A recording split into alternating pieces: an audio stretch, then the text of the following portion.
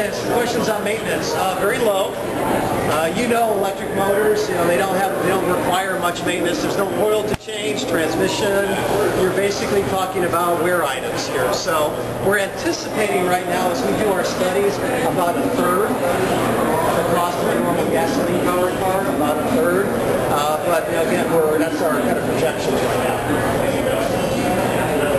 What kind of warranty would you expect to have on the main body and structure outside of the batteries? Yeah, the question is warranty. We haven't announced warranty yet. What we're looking at, we're making sure that we're going to be competitive, so think about powertrain warranties today. Those are the areas that we're looking at. Again, we're very confident in the pack, and from a pure warranty expense standpoint, there's not a lot of moving parts. So it's really... You'll have a warranty or...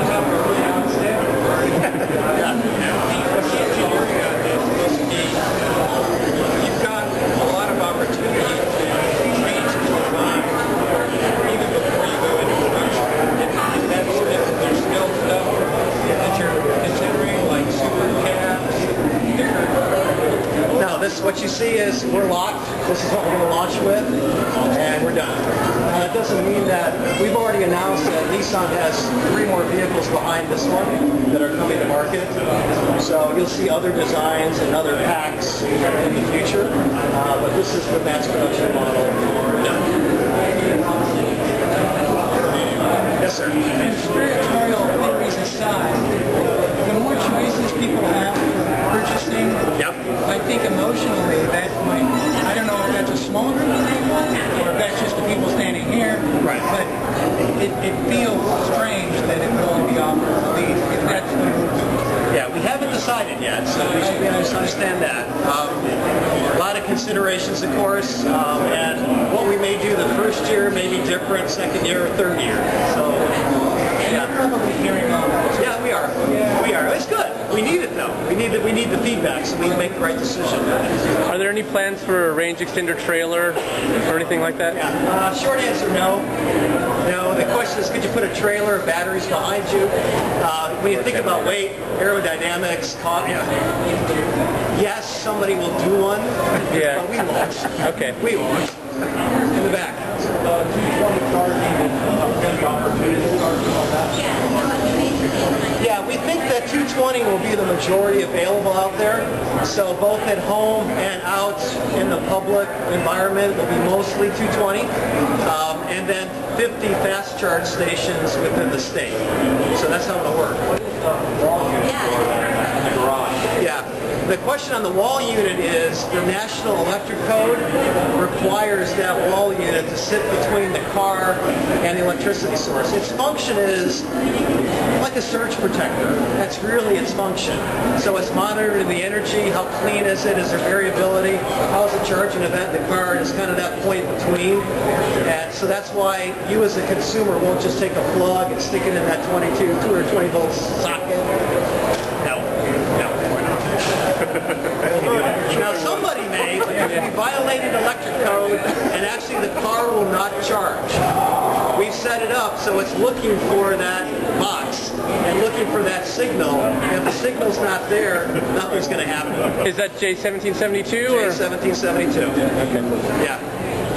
So what we don't want is a well-intended do-it-yourselfer burning his or her house down because they didn't meet electric code. That's what we don't want to have happen. So we're going to keep it from happening technically. Yes, ma'am. Yes, sir. What colors? This is one of 5 exterior colors: red, white, silver, black, and blue. Yes, sir. How will buyers and cars get together? Buyers and cars, very good question. Thank you for that one. If you haven't been, we're commercially, we want to sell lots of these, so this is good. If you haven't been on the website, please register on the website. That's step 1. Step 2 is springtime. We'll be announcing final pricing of the car, and everybody on the website will get offered a chance to go to reservation status. What reservation status means is we'll be working with either Pacific Power, Portland General, whoever the utility company is services you, and actually having the electrician come by and figure out what you have to do to your electric service, if anything, to get ready for the car. And then in September, we'll be back here in the marketplace with about 50 of these to actually allow consumers to test drive before you actually have to sign the paperwork and say, I want the first one. So that's the process. Website, reservation, test drive, delivery. There's 300 people. Right. And there's 50 cars, for example. Right. That's just the test. First we'll have thousands of No, vehicles. right, but I mean, Right. if demand and supply don't jive, Right. is it first come, first serve? Is it lottery? Is it who pays the highest premium to the local dealer? I hope not. I hope not. Tough question. It may be a period of, you may have to wait a little while. I mean, if we've got 10,000 people who want this car in Portland, we'll have to scramble a bit. We'll have to scramble. The first 900 people can choose to join the Department of Energy project. That means that you have to do a data logger in your car. The positive is you get a charging station put in your garage for free. So that process will be that we want to select those people based on driving habits, commute patterns, because it's really a research project for the charging stations and how they're used.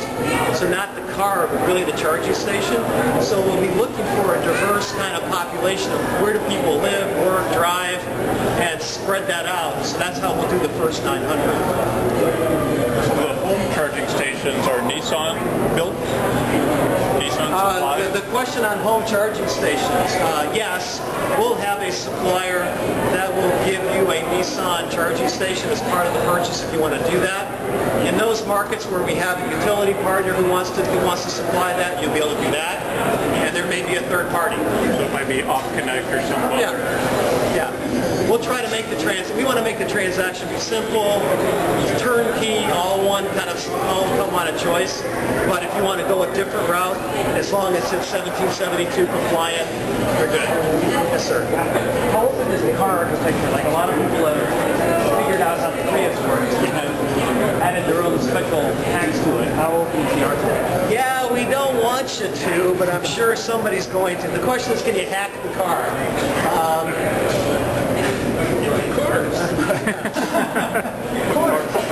No, we don't want you to, but I'm sure somebody will figure out how. Yeah, you'll blow your warranties and things. That's the kind of stuff we don't want you to do. Question? Yes, sir. Yeah, for the home charging stations, if you don't have a garage, but you have a driveway, yes, an outdoor garage. Yeah, there'll be an outdoor version. We're looking at parking. We had one of the developers in Portland that owns a lot of the parking garages downtown. He was here this morning. So looking at the process, there'll be 2,500 charging stations in Oregon next year at this time. 2,500 charging stations supplied by the federal government. Now, are these different than the charging stations we've already got around Greater Portland? Those charging stations need to be upgraded to the 1772 plug.